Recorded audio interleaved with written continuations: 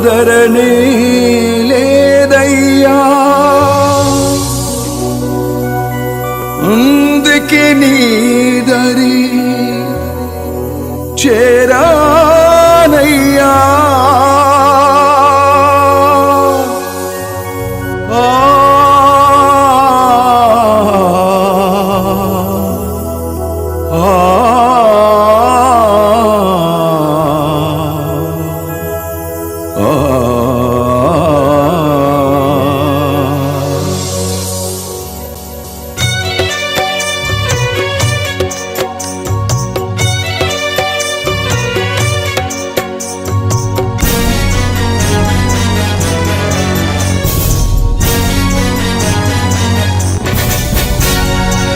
ఆదరణే లేదయ్యా, అందుకే నీ దరి చేరానయ్యా.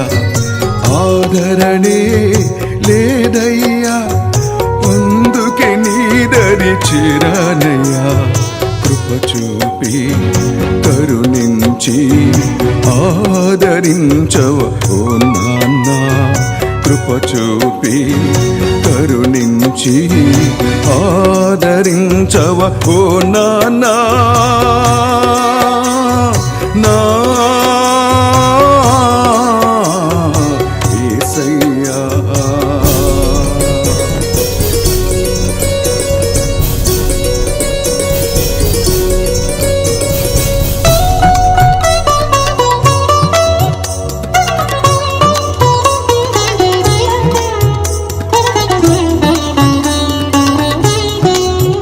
కాస్తైనా కరుణ లేదు ఈ పాపలోకంలో. స్నేహబంధం రక్తబంధం కానరావు కాసులందు. కాస్తైనా కరుణ లేదు ఈ పాపలోకంలో. స్నేహబంధం రక్తబంధం కానరావు కాసుల ముందు. కురూపినైన వదలదుగా కాసుల కోసం ఈ లోకం.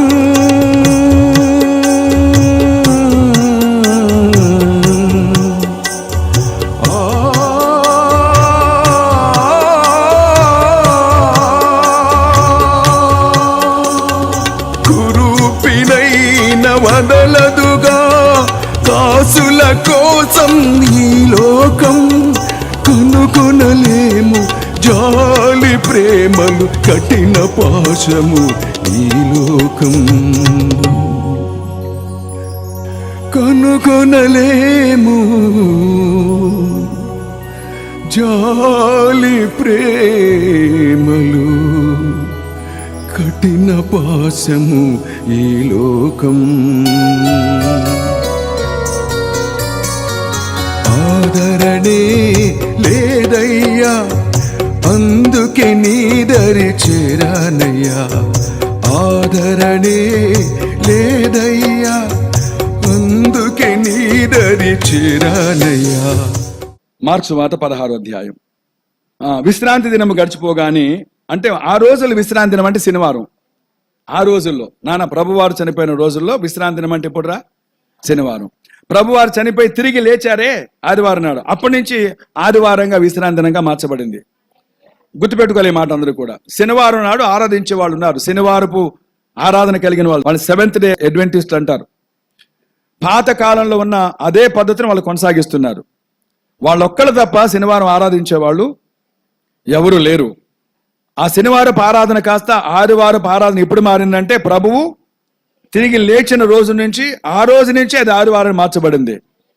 కాబట్టి శనివారం విశ్రాంతి దినంగా పాటించే రోజున ఇది రాశారు. ఇప్పుడు విశ్రాంతి దినం శనివారం కాదు, ఇప్పుడు విశ్రాంతి దినం ఎప్పుడు? ఆదివారం. కాబట్టి ఆదివారం గడిచిపోయింది అనుకోబాకండి. ఇక్కడ శనివారం గడిచిపోయింది, ఈ తెల్లారితే ఆదివారం. విశ్రాంతిని గడిచిపోగానే మగ్దలేని మరియయు యాకోబతలేని మరియయు సలోమి వచ్చి ఆయనకు పూయాలని సుగంధ ద్రవ్యములు కొన్నారు. స్తోత్రం చెప్పండి నాన్న. ప్రభు దగ్గరకు వస్తూ ప్రభువుని సంతోషపెట్టే విధంగా ప్రభువుకి ఏం తేవాలి మనం? ఆ రోజున సమాధి దగ్గరికి వెళ్ళేటప్పుడు కాదురా, అసలు ప్రభు సన్నిధికి వచ్చేటప్పుడు వాళ్ళు వెళ్ళేది సమాధి దగ్గర కాదు, దేవుని దగ్గరికి. ఆమేన్. ఈ రోజున మనం కూడా ఎక్కడికి వస్తున్నాము? దేవుని దగ్గరికి. వచ్చేటప్పుడు ఏం చేసిన వాళ్ళు పాటించిన పద్ధతి ఏంటి?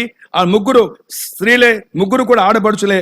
ఆ ముగ్గురు కూడా ఏం చేశారు? దేవుని కొరకు సుగంధ ద్రవ్యాలు కొనుక్కొని వచ్చారు. ఆమేన్. హల్లు చెప్దామా? అంటే వట్టి చేతులతో వచ్చారా?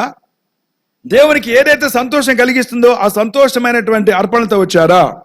ప్రభువు సన్నిధికి ఎప్పుడు వచ్చినా సరే దేవునికి ఇష్టమైన అర్పణతో రావాలి మనం. ఏంటయ్యి డబ్బులా? అయ్యా ఒక 100 రూపాయలు ఇష్టమేనా ప్రభువుకి? ఒక 1000 రూపాయలు ఇష్టమేనా ప్రభువుకి? హల్లెలూయా చెప్పండి. నీ జీవితమే ఆయనకి ఇష్టమైనటువంటి అర్పణ, నీ హృదయమే ఆయనకి ఇష్టమైన అర్పణ.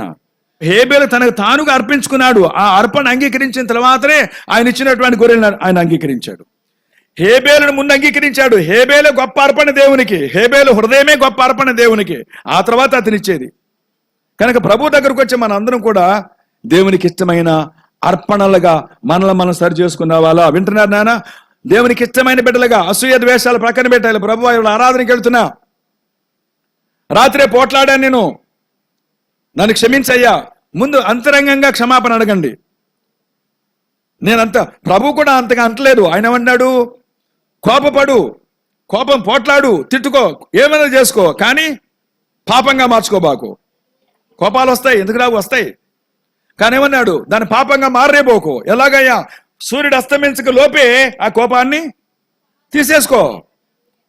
ఎలా తీసుకోమంటావు? వెళ్ళి వాళ్ళతో రాజీ పడమనా? కాదు, ముందు హృదయంలో దేవుని దగ్గర చెప్పేసుకో దాన్ని. ప్రభువా నేను పోట్లాడాను, క్షమించయ్యా. ఆయన కూతురు అయితే, ఆయన కొడుకు అయితే తప్పనిసరిగా ఆ పని చేసి ఊరుకుంటాడు. ముందు గుండెల్లో వచ్చేస్తుంది మా నమ్మకం, గుండెల్లో ఆ ఆలోచనలోకి వచ్చేస్తారు. కొంతమంది దౌర్భాగ్యులు ఉంటారు. అసలు భక్తి దండగా అలాంటి రావడం దండగా గుడి దగ్గరికి కోపం మర్చిపోరు. అదే గుండెలో పెట్టి బతుకుతారు. అదే వాళ్ళ బీపీ అవుద్ది, అదే అనారోగ్యం అవుద్ది, అదే గుండె పగిలిపోవడం కారణం అవుద్ది. పక్కా చెబుతున్నా మాట నేను. ఎందుకు నువ్వు గుడి దగ్గరకు వచ్చేది? ఎందుకు ప్రభు దగ్గరకు వచ్చేది? నువ్వు గుండెల్లో పెట్టుకుని ఎప్పటికీ మర్చిపోకుండా అదే కోపాన్ని అదే ద్వేషాన్ని పెట్టి కొనసాగడానిక? ఏం దాచుకున్నా? పాపాన్ని దాచుకున్నావు నువ్వు. నేను అన్నానా? ప్రభు చెప్పాడు కోపపడు, కానీ పాపంగా మార్చుకోవద్దాన్ని. మరేం చేయమంట? ఆ రోజున మర్చిపోదాన్ని. దేవునితో క్షమాపణ అడుగు. హల్లు చెప్పండి. దేవునితో క్షమాపణ అడుగు. ప్రభువా క్షమించయ్యా. ఎందుకు తెల్లారితే పాపం అయిపోద్ది. ఆ పాపాన్ని దాచుకొని కూడా ప్రభు దగ్గరకు వస్తే ఎందుకు నీకు ఉపయోగం ఉంది? నువ్వు ఎందుకు వస్తున్నావు ఇక్కడికి? మరి ఆమెతో సమాధాన పడొద్దా, ఆయనతో సమాధాన పడొద్దా అంటే సమాధాన పడు, అవకాశం కోసం ఎదురు చూడు.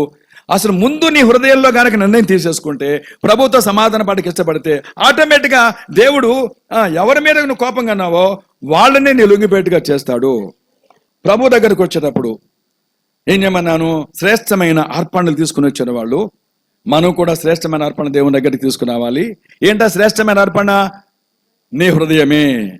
మాట్లాడలేదురా? నీ హృదయమే దేవునికి ఇష్టమైన అర్పణగా తీసుకురావాలా.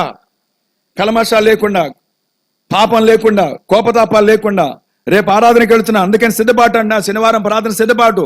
కనీసం అక్కడికి వచ్చి చంపలేసుకుంటామని, ఆ రోజున ప్రభు దగ్గరకు వచ్చి శనివారం రాత్రి చంపలేసుకుంటామని ఉద్దేశం కొరకే సిద్ధపాటు ప్రార్థన. రేపు ఆరాధన కొరకే వాళ్ళు సిద్ధపాటు. ఆమేన్. సో ఒకటి, ప్రభు దగ్గరకు వచ్చేటప్పుడు ఏం చేయాలి? ఏం చేసిన వాళ్ళు? శ్రేష్టమైన అర్పణ ప్రభు దగ్గర తీసుకుని వచ్చారు. నువ్వు నేను కూడా అర్పణతో ప్రభు దగ్గర రావాలా. ఆమేన్. శ్రేష్టమైన అర్పణ ఏంటి?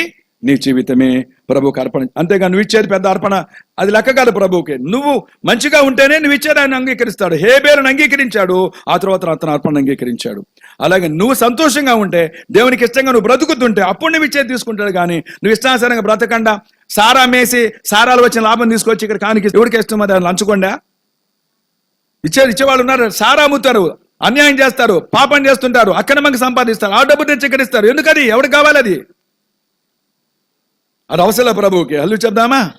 అది కయ్యనిగాడు లాంటి అర్పణ. కయ్యనిగాడు లాంటి అర్పణ వాడు ఇచ్చాడు, కానీ వాడు బతుకంతా నరకం అనిపించాడు. ఎవడు? కయ్యనిగాడు. కనుక వీళ్ళని బట్టి నేర్చుకోవాల్సింది ప్రభు దగ్గరకు వచ్చేటప్పుడు మన జీవితాన్ని. తర్వాత ఆదివారమున పెందల కడనే. ఎప్పుడురా? దేవుడు మీతో మాట్లాడును కాక. ఆదివారం ఏంట్రా నాన్న? పెందల కడనే. పెందల కడనే చచ్చ. సోమవారం పెందల కడ లేవాలమ్మో, టైం అయిపోద్దు, క్యారీ తొందరగా కట్టాలి. సోమవారం సిగ్గుండాలరా నాన్న. ప్రభు నమ్ముకునే బిడ్డలు ఆదివారం తొందరగా లేవాల్సింది సోమవారం రా నాన్న. సోమవారం నుంచి శనివారం వరకు అమ్మ అలారం పెట్టమ్మా, అమ్మ అలారం పెట్టు, అయ్యా నువ్వు పెందరకాళ్ళు లేగాలి. ఇంట్లో ముందు ఆయనకంటే ముందు లేపేస్తుంటది. అదే కదరా నేను చెప్పేది నాన్న. దేవుని కోసం మన పెందల కాడ హల్లు చెప్పండి. ఆదివారం అనే పెందల కాడ లేచి సూర్యోదయమైనప్పుడు సమాధి దగ్గరికి, అంటే సమాధి కాడ అక్కడ దేవుని దగ్గరికి వస్తున్నాడు. పెందల కాడనే రావాలా వద్దా? స్తోత్రం చెప్తామా? ఒకటి, ప్రభువా నా జీవితం అని నా హృదయాన్ని ఇష్టమైన అర్పణగా మార్చుకుని దగ్గరికి వస్తా. రెండు, పెందల కాడనే సిద్ధపడి వస్తా. స్తోత్రం చెప్తావా? ఎంతమంది ఇష్టపడుతున్నారు దీనికి? పెందల కాడి వస్తారు ప్రభువా. మూడవదిగా వస్తూ వాళ్ళకు ఒక సమస్య ఉందంట. స్తోత్రం చెప్పాలా? ప్రభు దగ్గరకు వస్తూ వాళ్ళకు ఒక సమస్య ఉందంట. అమ్మా మా ప్రభు దగ్గరికి వెళ్తున్నాం కదా, మనకు ఒక ఆ సమాధిలో ప్రభు ఉన్నాడు కదా, ప్రభువుని చూడాలంటే మనకు పెద్ద సమస్య ఉంది కదా.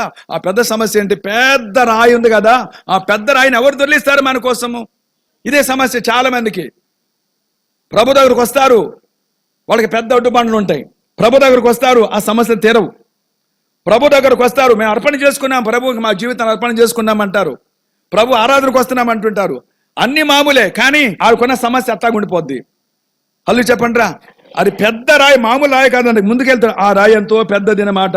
4వ వచనంలో ఆ రాయి ఎంతో, ఇక్కడికి వస్తున్న బిడ్డలారా, దేవుని దగ్గరకు వస్తున్న బిడ్డలారా, మీ జీవితాల్లో ఒక అడ్డుబండ, ఒక పెద్ద సమస్య, ఒక పెద్ద ఇబ్బంది, ఎంతో పెద్ద సమస్య కలిగిన వాళ్ళుగా వాళ్ళు ఏం చేస్తున్నారు నాన్న? దేవుని దగ్గరకు వస్తున్నారు, ఆగిపోయారా?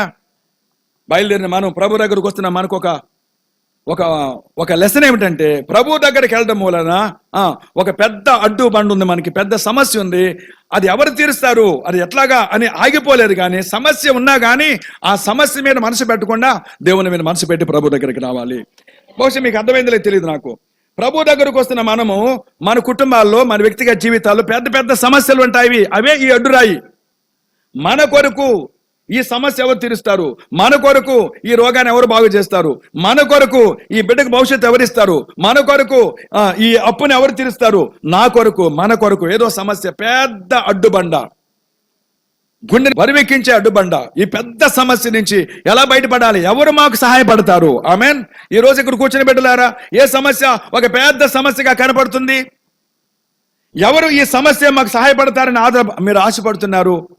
ఇక్కడ కూర్చున్న బిడ్డలు చాలా మంది ఉన్నారు. ఇక్కడ ఆలోచించాను. ఒక పెద్ద సమస్య మైండ్లో ఉంది వాళ్ళకి. ఇప్పుడు పెద్ద అడ్డుబండలాగా, బండరాయిలాగా ఉంది అది వాళ్ళకి. ఆమెన్ ఉంది. ఇప్పుడు ఎట్లా దాని నుంచి బయటపడేది? హల్లు చెప్పండి రా. వాళ్ళు కూడా సమస్య ఉంది. అయ్యో మనం బయలుదేరాము ప్రభు దగ్గరికి, జీవితాన్ని అర్పణ చేసుకున్నాము, ప్రభు దగ్గరికి పెందలకాడ బయలుదేరి వెళ్తున్నాము. కానీ ఆ సమస్య అలాగే మిగిలిపోయింది. ఏ సమస్య? ఆ సమాధి మీద పెద్ద బండరాయి ఉండిపోయింది. ఎవరు తీస్తారు మన కొరకు? ఈ రోజున ఇదే మీకు చెప్పదాలి, ముఖ్యమైన అంశం ఇదే. మీకు స్తోత్రం చెప్తారా? ఏంటది? మా కొరకు ఎవరు ఈ పెద్ద అడ్డుబండను తీసేసే వాళ్ళు ఉన్నారు?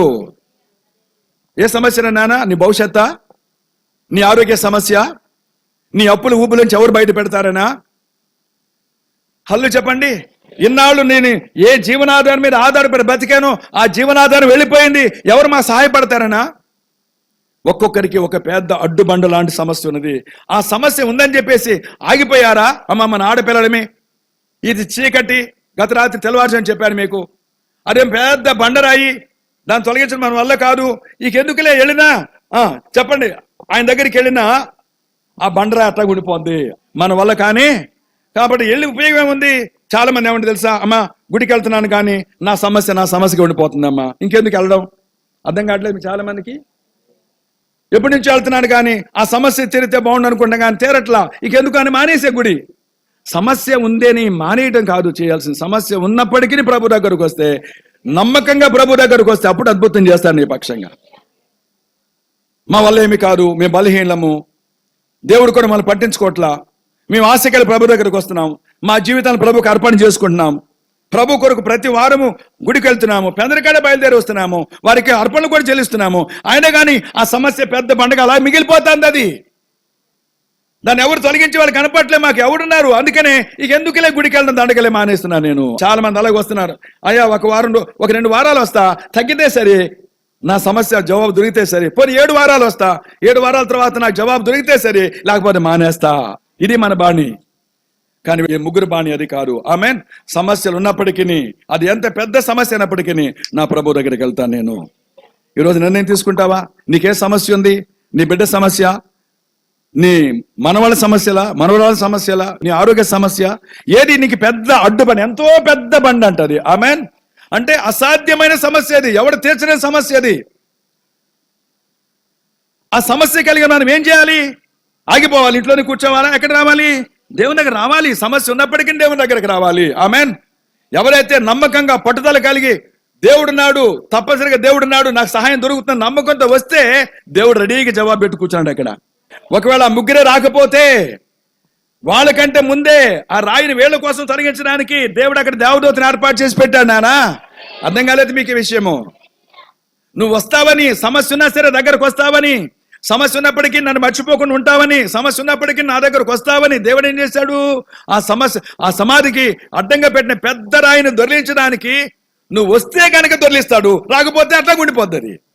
వినలేదు మీకు చెప్పిన మాట? మీరు దేవుని దగ్గరకు వస్తే నువ్వు జవాబు చూస్తావు, కానీ ఎన్నాళ్ళు వెళ్ళినా జరగట్లేదులే, ఇంత పెద్ద రాయి నా వాళ్ళక్కడ అవుదులే, ఇది ఎవరు తీర్చలేడు అంటున్నారులే, డాక్టర్లు చెప్పారులే, ఇక నా ఈ అప్పులు ఎవరు తీర్చేది కాదులే, ఇలా నీకు నువ్వే నిర్ణయాలు తీసేసుకుని దేవుని దగ్గరకు రాకుండా మానేస్తే దేవుడిచ్చే గొప్ప ఆశీర్వాదాన్ని, దేవుడు కలిగజేసే గొప్ప జవాబుని నువ్వు కోల్పోతావు. నానా నేను చెప్పాను మీకు అర్థమవుతలేదు. ప్రభువా నా సహాయం చేయను ఆయన బిడ్డలు అర్థం చేసుకోవడానికి. సమస్యలున్నా ముందుకు రండి ప్రభు దగ్గరికి, ఇబ్బందులున్నా ప్రభు దగ్గరికి రండి. ఎన్ని సమస్యలు, ఎంత పెద్ద సమస్య అయినా ప్రభు దగ్గర రండి. వస్తే అద్భుతాలు చేస్తావు తప్ప రాకుండా ఇంట్లోనే కూర్చుంటే ఎంత సమస్య? ఆడపిల్లని నేనేం చేస్తాను? నువ్వు ఇంట్లోనే కూర్చుంటే ఆ సమస్య ఎప్పటికీ తొలగిపోదు. ఆమెన్. అందుకని వీళ్ళు ఏం చేశారు? సమస్య ఉన్నప్పటికీ ధైర్యంగా ముందుకు వచ్చారు. ఈ సమస్య ఏమవుతుందో దేవుడు చూసుకుంటాడు అనుకొని వచ్చారు. తీర చూస్తే వాళ్ళు వచ్చేప్పటికి ఏమైందట? ఆ రాయి దొర్లించబడిందట. వేకువ జామున చీకటి ఉండగా ఏ తెల్చి రాకాంతలా చోటకు, ఏ తెల్చి రాకాంతలా చోటకు. చదవండి. వేకువ జామున చీకటి ఉండగా ఏ తెల్చి రాకాంతలా చోటకు, ఏ తెల్చి పడండి. కుమ్మ కుమ్మలాడు సుగంధాలు కొనిపోగా లేచి ఉండే జై జై గోరి. కుమ్మ గుమలాడు సుగంధాలు కొని రాగా ముందే లేచి ఉండే జై జై జై. రాతి సమాధిలో పాతిన గోరి. హలో చెప్పండి. చీకటంట, వేకువ జామంట, ఆడపిల్లలంట, పెద్ద బండడ్డుందని ఇవన్నీ తెలిసినప్పటికీ నిరసించి మనలాగా కూర్చోలేరు. ఏరా నాన్న గుడికి రావట్లేదా? వద్దాం అనుకున్నాలని ఎందుకు ఉపయోగం ఏముంది? ఉన్నప్పుడే రావాలి నాన్న. సమస్య ఉన్నప్పుడే ప్రభు దగ్గర రావాలి. అప్పుడు చూస్తావు నువ్వు సమస్యలో విడుదలేంటో. ఆమెన్. వాళ్ళు మనలాగా చేతకాన వాళ్ళకి చేతకాన మాట్లాడుతూ కూర్చో. ఆడపిల్లలైనా అర్ధరాత్రి అయినా సరే దేవుని కొరకు వాళ్ళ జీవితాలను సుగంధాలుగా మార్చుకుని, హృదయాలు సుగంధాలుగా మార్చుకుని, ఉన్న చెడును వదిలిపెట్టుకుని, గుండెల్ని సుగంధాలుగా మార్చుకుని ప్రభు దగ్గరకు వచ్చారు. వాళ్ళ సమర్పణ చూసి దేవుడు ఏం చేస్తాడంటే, నా బిడ్డలు వస్తున్నారు, అర్ధరాత్రి వస్తున్నారు, ఇన్ని కష్టాలు ఉన్నప్పటికీ, ఇన్ని శ్రమలు ఉన్నప్పటికీ, వీళ్ళు చేతకాలం అయినప్పటికీ నా కొరకు ఆశపడుతున్నారు, కాబట్టి వీళ్ళకి ఏదో ఒకటి చేయాలని నీకంటే ముందుగానే దూతను ఏర్పాటు చేసి పెట్టాడు అక్కడ, నీ సమస్య విడుదల కలిగించడానికి. కాబట్టి సమస్య ఉన్న ప్రభు దగ్గర రావాలా, ఇంట్లో కూర్చోవాలా? హల్లో చెప్పండి నాన్న. సమస్య ఉందని తెలిసి రావాలి. రాకపోయావనుకో ఏమవుతుంది?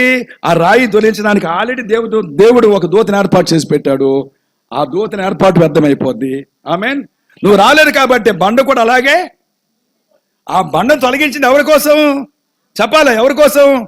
సమస్యలు తెలిసినప్పటికీ కూడా, చేతకాలం అని తెలిసినప్పటికీ కూడా నీ మీద నువ్వు ఆధారపడకుండా దేవుడు నమ్మకంతో వస్తున్నావే, నీ కొరికే బండ తీశాడు అక్కడ. మగ్దలేని మరి కొరికే బండ తీశాడు అక్కడ. ఆమె రాకపోతే బండ తీసేవాడు కూడుకున్న. కానీ దీని అర్థం ఏంటి తెలుసా? నీ సమస్య నీకంటే ముందు నీ దేవునికి తెలుసు. అల్లు చెప్పరా నాయన? నీ సమస్య, నీ దగ్గర సమస్య ఉంది కానీ జవాబు దేవుని దగ్గర ఉంది. నువ్వు చేతగాని వాడివి కానీ చేతనైనటు శక్తినిచ్చి దేవదూతలు నీ కొరకు పంపిస్తున్నాడు దేవుడు. వందనాలు చెప్పండి రా. నువ్వు రా ప్రభు దగ్గరికి, సమస్యలు ఆగిపోవద్దు. వచ్చిందట. హల్లు చెప్పండి. వచ్చేప్పటికి ఏమైంది? దూతను పంపించాడట. ఎల్లో దూత గాబ్రియల్ గారు వెళ్ళండి, నా బిడ్డలు వస్తున్నారు నా దగ్గరికి. వాళ్ళు ఎంతో నిరాశలు ఉన్నప్పటికీ, ఎంత చీకటి అయినప్పటికీ, ఎంత దూరమైనప్పటికీ స్తోత్రం చెప్పాలా. వాళ్ళు నిరాశపడక ఇంకా నా దగ్గరకు వస్తున్నారు, వదిలేయ లేక ప్రకారం నన్ను, కానీ నా దగ్గరకు వస్తున్నారు, వెళ్ళు అని గబ్రియల్ పంపించాడట. గబ్రియల్ గారు వచ్చి ఏం చేశాడు నాన్న? ఆ రాయిని పొర్లించేటట్ట, దాని మీద కూర్చున్నాడట. హల్లు చెప్పండి. పొర్లించి వాళ్ళు కళ్ళెత్తి చూశారు. వచ్చి ఆ సమస్య వచ్చారంట. వారు వచ్చి కళ్ళెత్తి చూడగా రాయి పొర్లించబడినట్టు చూచారు. ఆ రాయి ఎంతో హల్లు చెప్పరా నాన్న? అమ్మో ఇంత పెద్ద రాయా ఎలా దొరికిపోయిందమ్మా అంటే, మా వల్ల కాలేదమ్మా, మరి ఎటో దొరికించబడి తెలియదమ్మా, దూతను పంపించాడు దేవుడు. లోకంలో ఏ సాక్ష్యం ఇస్తాడు? ఇంత పెద్ద సమస్య నీకు తీరిందా అంటారనమాట. ఇంత పెద్ద సమస్యను విజయం సాధించావు నువ్వు అంటారనమాట. హల్లు చెప్పండి రా. ఎలా సాధ్యమైందంటే, నా వల్ల అయితే కాలేదమ్మా, నా దేవుడే చేశాడు ఇది. ఈ రోజున అసాధ్యమైన కార్యాలు నీ జీవితంలో చేసే దేవుడు. హల్లు చెప్పండి రా. అప్పుడు వాళ్ళిద్దరూ సమాధులకు వెళ్ళారంట.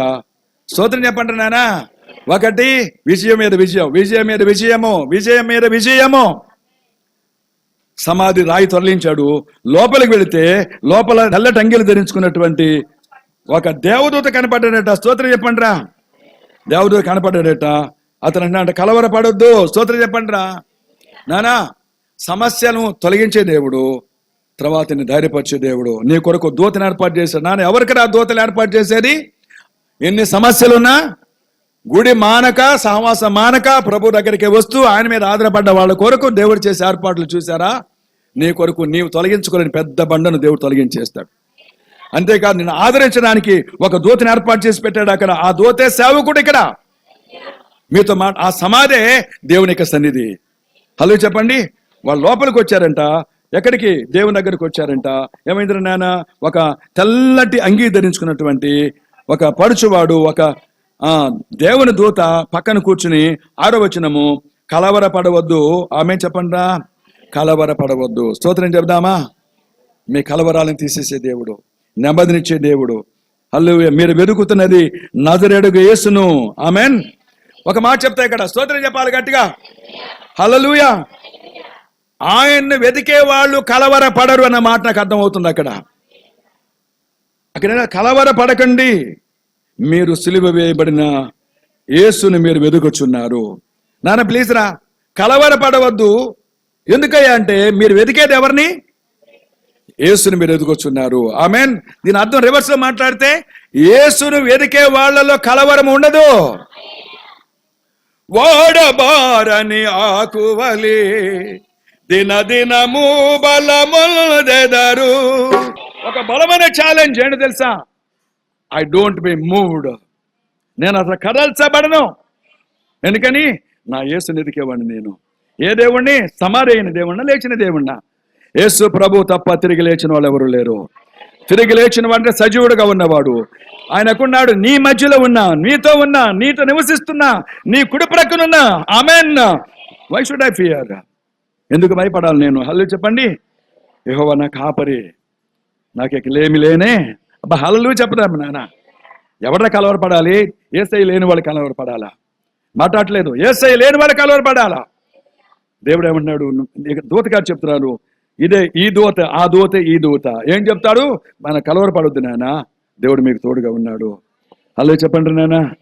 మీరు వెళ్ళండి. స్తోత్రం చెప్పండి. మీరు వెళ్ళండి, ఆయన ఉంచిన స్థలము చూడండి. చూడండి ఏమన్నాడు? రండి చూడండి. ఏం చూడాలి? ప్రభు దగ్గరికి రావాలి, ఆయన చూడాలి. రండి, ఆయన చూడండి, చూసేయండి మాట. వెళ్ళండి. ఆమెన్.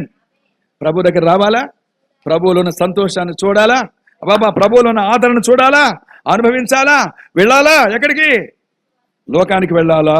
వెళ్ళి మీకంటే ముందుగా ఆయన గలలేకి వస్తున్నాడని ఆ శిష్యులతో చెప్పండి. స్తోత్రం చెప్పాలా? రండి, చూడండి, వెళ్ళండి, చెప్పండి. ఉన్న మాట అక్కడ. కనుక నువ్వు నేనేం చేయాలా? యేసు ప్రభువు ఆదరణ పొందుకోవాలా, ఆయన ఇచ్చే ధైర్యాన్ని పొందుకోవాలా. నాకెవరు లేకున్నా పర్వాలేదు, నా దేవుడు నాకుంటే చాలు అనుకోవాలా. నా కుడి పార్శ్వన ఆయన కూర్చున్నానని చెప్పుకోవాలా. హల్లు చెప్పాలి. ఈ గుండె నిబ్బరంతో ఉండి ఎంత సమస్యలు వచ్చినా సరే భయపడక, ఆమెన్, ఆయన యొక్క ఆదరణను, ఆయన యొక్క ధైర్యాన్ని పొందుకున్న మనము ఏం చేయాలంట? పిరికాళ్ళుగా శిష్యులమని చెప్పుకుంటూ ఉంటారు. వాళ్ళు పిరికాళ్ళు అయిపోయి దాక్కున్నారంట. వాళ్ళ దగ్గరికి వెళ్ళి చెప్పండి అన్నాడు. చూసారా? కాబట్టి మన బాధ్యత ఏం చెప్పండి రా. ఎన్ని సమస్యలున్నా ప్రభు దగ్గర రావాలా. మన జీవితాల్ని సుగంధాలుగా మార్చుకుని ప్రభు దగ్గర రావాలా. ఎన్ని సమస్యలున్నా కొనసాగుతూ వస్తే నీ సమస్యలకు ఆయనే జవాబు చూపిస్తాడు. ఒక పెద్ద సమస్య తొలగించి అవతల పడేస్తాడు. నేను ధైర్యపరుస్తాడు. ఒక దూతని ఏర్పాటు చేసి ధైర్యపరుస్తాడు. ఈ ధైర్యం అంతా మీరు పొందుకోవాలా, ఆయన దగ్గరకు రావాలా, ఈ ధైర్యాన్ని పొందుకోవాలా, లోకంలోకి వెళ్ళి ఆ ధైర్యాన్ని అనేక మందికి చెప్పాలట. అల్లు చెప్తామా? ఎంతమంది ఇదే సువార్త అంటే ఇదే సువార్త. ప్రభు దగ్గర రావాలి, ప్రభు ప్రేమను, ప్రభు పరిశుద్ధతను, ప్రభు ఆదరణ పొందుకోవాలి. లోకంలోకి వెళ్ళి అమ్మా ప్రభు ఉన్నాడు, ధైర్యంగా ఉండండి, మన ప్రభు నమ్ముకుంటే కలవర పడము, మన ప్రభు కలవర పడనివ్వడం మనల్ని దేవుడు అని నమ్మి అనేక మంది చెప్పాలట. వాళ్ళు బయటకు వచ్చారంటే సమాధి నుంచి బయటకు వచ్చి ఆశ్చర్యపోయి సమాధి నుంచి పారిపోయారని రాశారు, కానీ పరిగెత్తుకుంటూ వెళ్ళిపోయారంట. పారిపోవడం అంటే పరిగెత్తుకుంటే వెళ్ళారండి, అందుకని భయపడి పారిపోయాం కాదు. స్తోత్రం చెప్పండి. పరిగెత్తుకుంటూ వెళ్ళి హల్లెలూయా చెప్పాలి. వాళ్ళు ఎవరితో చెప్పలేకపోయారంటే కరెక్ట్గా మనలాగనే. ఆమేన్. కరెక్ట్గా మనలాగనే మనం అంతే, అన్ని పొందుకుంటాము, అన్ని ఆశ్చర్యాలు చూస్తాము, అన్ని మేలు పొందుకొని ఎవరితో కూడా చెప్పనే. హల్లెలూయా చెప్పండి. దేవుడు అన్నాడు, రండి చూడండి, మీరు వెళ్ళి అనేక మందికి చెప్పండి. స్తోత్రం చెప్తామా నాన్న? ఆదివారం తెల్లవారినప్పుడు ముగిస్తున్నాను. ఆదివారం తెల్లవారినప్పుడు 7 దయ్యాలు వెళ్ళగొట్టిన మగ్దలేనే మరియకు మొదట కనబడ్డాడు. ఆమేన్. ఆయనతో ఉండిన వాళ్ళు దుఃఖపడి ఏడుస్తూ ఉండగా ఆమె వెళ్ళి, ఆయనతో ఉండేవాళ్ళంటే ఎవరు? శిష్యులు. వాళ్ళు ఏడుస్తున్నారంట. అయిపోయింది, ఇక మన చాప్టర్ అయిపోయింది. ఆయన ఉండగా ఎంతగా తిన్నాము, ఆయన ఉండగా ఎంతగా పరిచయం చేశాము, ఆయనతో ఎంత ప్రేమను అనుభవించాము, ఆయన చనిపోయాడు, ఇక అయిపోయింది మన పని ఉంటుంటే ఆ నిరాశలో వాళ్ళ దగ్గరికి వెళ్ళి ఏం చెప్తుందట? దుఃఖపడి ఏడుస్తున్న వాళ్ళతో దగ్గరికి వెళ్ళి ఈ సంగతి తెలియచేసిందట. స్తోత్రం చెప్పండి. ఏమని? అనయా దేవుడు బ్రతికాడనయా, ఆయన బ్రతికాడనయా, మాకు కనపడ్డాడనయా, మాతో మాట్లాడాడనయా. హల్లెలూయా చెప్పండి నాన్న. ఈ సంతోషాన్ని అందరితో పంచుకోవాలి. ఈరోజు యేసయ్య లేచాడు, తిరిగి లేచాడు, మృత్యుంజయుడిగా లేచాడు, మనతో ఉన్నాడు ఆయన. హల్లెలూయా చెప్పాలా? మగ్దలేనే మరియ మొట్టమొదటి ఆమెకే కనపడ్డాడు. ఆమేన్. ఆమెనే చెప్పండి, అమ్మా నువ్వు చూసే కదా, వెళ్ళి చెప్పరా అందరికీ అన్నాడు. అయ్యా శిష్యులు ఉన్నారు కదా, వాళ్ళు చూసుకుంటారంటే తప్పించుకోవచ్చు, కానీ అట్లా కాదు. దేవుడు నీకు చెప్పాడు, ఈరోజు నేను పిలుస్తున్నాడు.